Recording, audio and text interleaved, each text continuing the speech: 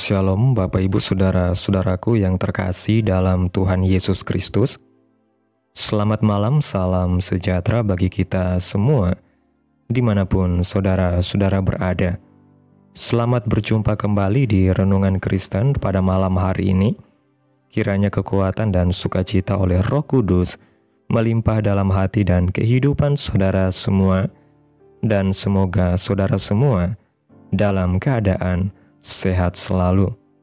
Pada malam hari ini, sebelum kita mendengarkan renungan firman Tuhan, mari terlebih dahulu kita berdoa.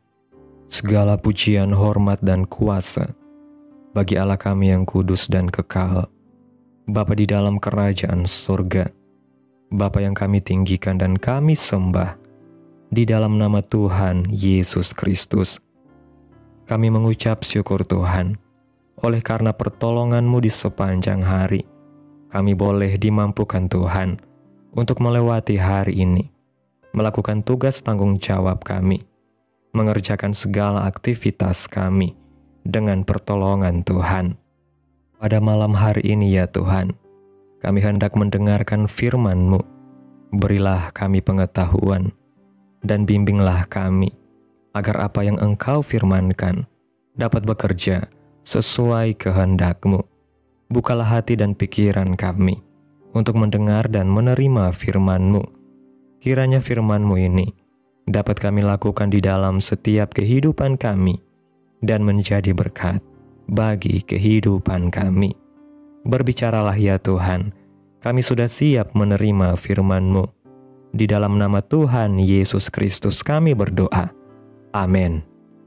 Bapak Ibu Saudaraku yang terkasih, ayat renungan kita pada malam hari ini terdapat dalam Injil Yohanes pasal 20 ayat 11 sampai 13 yang berkata demikian. Tetapi Maria berdiri dekat kubur itu dan menangis. Sambil menangis, ia menjenguk ke dalam kubur itu, dan tampaklah olehnya dua orang malaikat berpakaian putih, yang seorang duduk di sebelah kepala dan yang lain di sebelah kaki, di tempat mayat Yesus terbaring. Kata malaikat-malaikat itu kepadanya, "Ibu, mengapa engkau menangis?"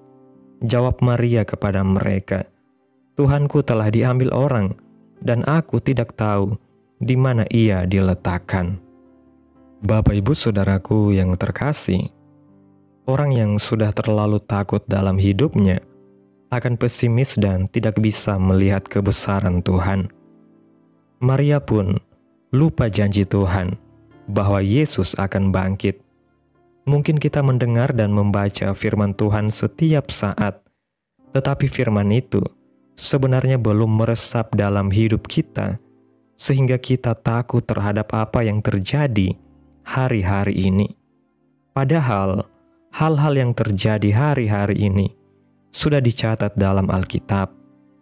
Jika firman tinggal dalam hati kita, seharusnya kita tidak pesimis atau berpikir salah melihat peristiwa hari-hari ini.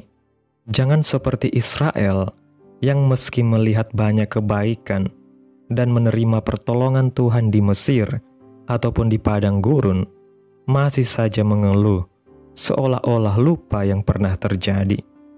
Kita tidak boleh pesimis ataupun ragu. Alkitab sudah mencatat sedemikian rupa bahwa di hari-hari menjelang kedatangannya yang kedua kali akan terjadi kesusahan besar dan segala macam penderitaan lainnya. Kita harus berkata dan berpikir positif.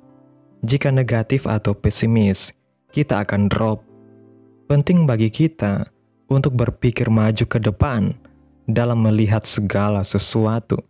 Kalau tidak, kita akan kalah dalam situasi-situasi seperti saat ini. Yang pertama, orang yang takut akan lupa tentang firman. Dalam Injil Yohanes pasal 20 ayat 14 mengatakan, sesudah berkata demikian, ia menoleh ke belakang dan melihat Yesus berdiri di situ. Tetapi ia tidak tahu bahwa itu adalah Yesus. Seperti halnya perumpamaan yang disampaikan Yesus tentang penabur. Yang pertama, ada benih yang jatuh di pinggir jalan, dimakan burung. Artinya, datang ke gereja dan dengar firman Tuhan, tapi tidak mengerti firman Tuhan. Orang-orang yang demikian pasti akan meninggalkan Tuhan apabila ada tantangan berat dalam hidupnya. Yang kedua, benih yang jatuh di tanah yang berbatu-batu, tapi tanahnya tipis dan tumbuh, tapi ketika ada matahari, langsung layu karena tidak berakar. Artinya, mendengar firman Tuhan dan hatinya gembira, tapi tidak berakar. Jika ada penderitaan, ia akan murtad. Kemudian, benih yang jatuh di semak berduri, tapi terhimpit karena dunia dan kekayaan yang begitu kuat, takut kesusahan, dan segala macam penderitaan, maka tidak bertumbuh. Yang keempat, benih yang jatuh di tanah yang baik, berakar dan bertumbuh. Ada yang 100 kali lipat, ada yang 60, dan ada yang 30 kali lipat. Yang kedua, orang yang takut selalu lupa perbuatan Tuhan dalam hidupnya. Jangan sampai kita hanya tahu firman, tapi tidak mengerti atau tidak menyimpannya dalam hati. Sehingga seperti Maria, yang walau melihat Yesus, tapi tidak tahu itu dia. Orang yang takut dan hatinya tumpul atau redup, tidak akan lagi bisa melihat atau peka terhadap segala sesuatu. Seseorang yang dikuasai ketakutan akan lupa tentang apa yang pernah Yesus kerjakan dalam hidupnya. Maria saja lupa wajahnya, apalagi tindakannya. Nah, apa yang sudah Tuhan perbuat dalam hidup kita, mulailah ingat satu persatu. Kadang-kadang, ketika kita berdoa, ada yang langsung dijawab, ada juga yang melewati proses panjang. Cara Tuhan memproses setiap orang itu berbeda-beda. Sebenarnya, bila Tuhan ingin mengerjakan sesuatu dalam hidup kita, bisa saja langsung tuntas. Tetapi, kadang juga tidak langsung, sebab Dia mau menguji hati kita. Jadi, hari-hari ini, nikmati apa yang sedang diproses Tuhan. Bergantunglah pada Tuhan. Jangan lupa mencari wajahnya. Jangan lupakan pekerjaan tangannya yang besar dalam hidup kita. Dia sudah terlalu baik bagi kita. Kalau kita mulai meragukan kuasanya, mintalah ampun kepadanya. Yang ketiga, orang yang takut akan selalu berpikir tentang sesuatu yang abnormal. Dalam Injil Yohanes pasal 20 ayat 15 mengatakan, kata Yesus kepadanya, "Ibu, mengapa engkau menangis? Siapakah yang engkau cari?" Maria menyangka orang itu adalah penunggu taman, lalu berkata kepadanya, "Tuan, jikalau Tuan yang mengambil dia, katakanlah kepadaku, di mana Tuan meletakkan dia, supaya aku dapat mengambilnya." Tuhan tidak marah pada Maria yang lupa firman ataupun pengajarannya. Tuhan tidak marah walaupun dia lupa wajahnya. Tuhan tidak marah ketika dia menyangka Yesus adalah penunggu taman. Dia malah memberikan sebuah jawaban. Dalam Injil Yohanes pasal 20 ayat 16-18 mengatakan, kata Yesus kepadanya, "Maria." Maria berpaling dan berkata kepadanya dalam bahasa Ibrani, "Rabuni," artinya guru. Kata Yesus kepadanya, "Janganlah engkau memegang aku, sebab aku belum pergi kepada Bapa, tetapi pergilah kepada saudara-saudaraku, dan katakanlah kepada mereka bahwa sekarang aku akan pergi kepada Bapakku dan Bapamu, kepada Allahku dan Allahmu." Maria Magdalena pergi dan berkata kepada murid-murid, "Aku telah melihat Tuhan," dan juga bahwa Dia yang mengatakan hal-hal itu kepadanya. Bapak Ibu Saudaraku yang terkasih, walaupun kita lupa dengan Dia, sudah mulai ragu akan Tuhan, Tuhan tidak pernah melupakan kita. Nama kita pun disebut secara pribadi oleh-Nya. Kita mungkin perlu diingatkan oleh Tuhan hari ini. Dia bisa datang melalui mimpi, lewat setiap renungan pembacaan firman, ataupun berbicara dalam hati kita. Ketika dalam ketakutan, Dia pasti datang dan memanggil nama kita secara pribadi, seperti halnya Maria, untuk menenangkan hati kita, sehingga ada damai sejahtera dan pengharapan. Tuhan panggil nama pribadi kita, suami, istri, dan anak-anak kita secara khusus, agar tidak takut dan harus optimis. Kita harus yakin dalam doa, bahwa nama kita juga disebutnya. Waktu kita berdoa, Dia menjawab sesuai nama kita. Dalam ayat 17, Yesus berkata kepada Maria, "Janganlah engkau memegang aku." Kalimat ini dalam bahasa Yunaninya mengandung arti, "Jangan lagi engkau tergantung kepadaku." Mengapa? Karena Dia pergi ke rumah Bapa. Ini menyatakan kenaikannya ke sorga. Dia harus kembali ke sorga untuk menyediakan tempat bagi kita, dan Dia memberikan Roh Kudus bagi kita. Ini berarti ada harapan, sikap positif dan optimis bagi kita. Tuhan mau supaya kita bergantung sepenuhnya kepada Dia, karena Dia yang empunya sorga. Bersyukurlah karena Yesus memberikan optimisme dan bahwa Dia menyediakan suatu tempat bagi kita di dalam kerajaan sorga. Jadi, kita harus punya keyakinan teguh. Tidak ada kepercayaan lain manapun yang mempunyai keyakinan teguh seperti ini. Kita diberi kekuatan, optimisme, dan pengharapan dalam segala hal. Jadi, apalagi yang harus kita takutkan? Hidup ini pun hanya sementara.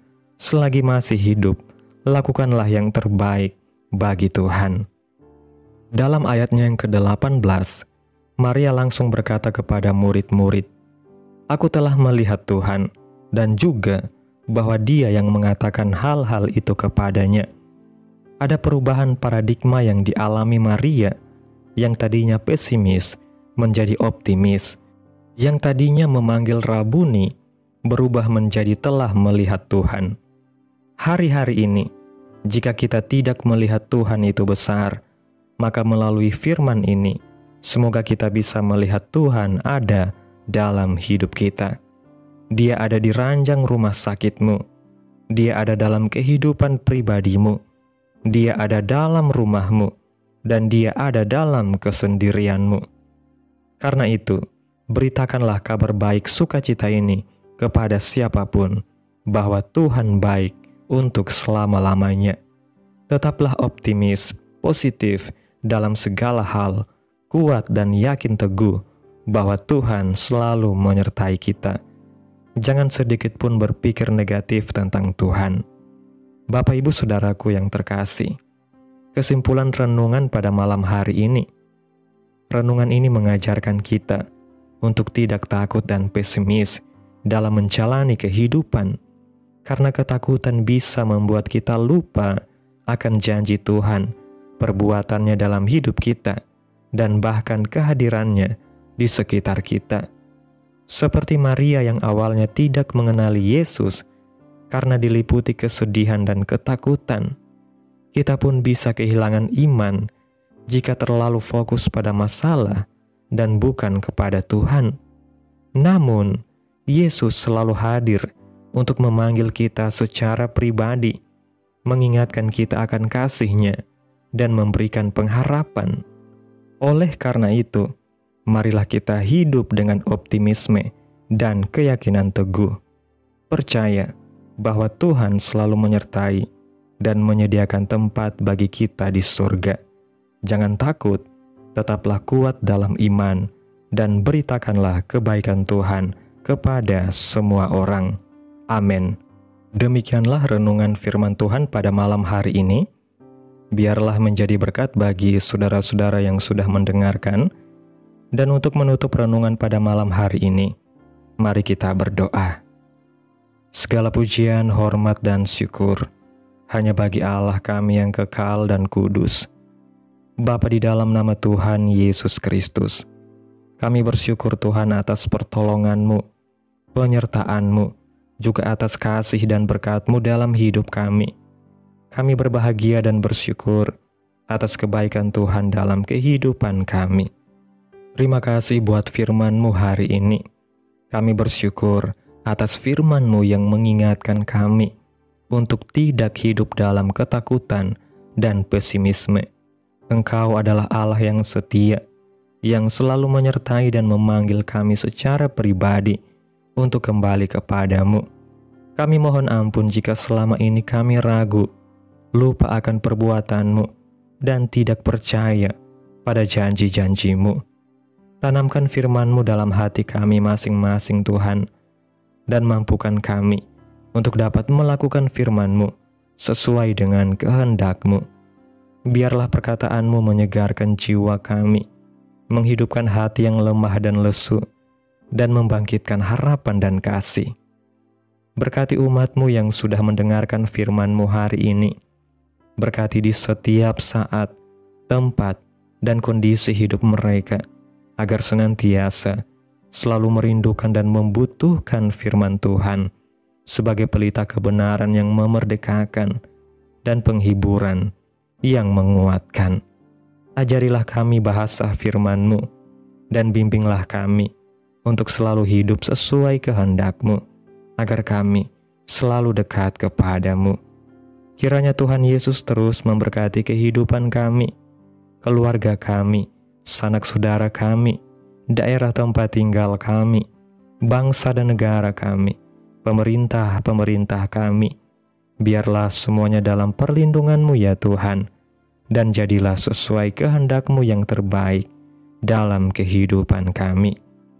Hamba berdoa ya Tuhan, buat umat-umat-Mu yang sudah mendengarkan renungan pada malam hari ini, yang saat ini sedang mengalami sakit penyakit, pergumulan masalah, kebutuhan ekonomi. Kiranya Tuhan jamah kehidupan umat-umat-Mu, sembuhkan sakit penyakit mereka, pulihkan keadaan umat-Mu, berkati perekonomian mereka, serta berikan jalan keluar dalam setiap pergumulan masalah yang umat-umat-Mu sedang hadapi. Dan ajarlah kami Tuhan untuk selalu berharap dan terus percaya sepenuhnya kepada Tuhan Yesus. Pada malam hari ini ya Tuhan, kami akan beristirahat dalam tidur kami. Tutup bungkus kami oleh kuasa-Mu.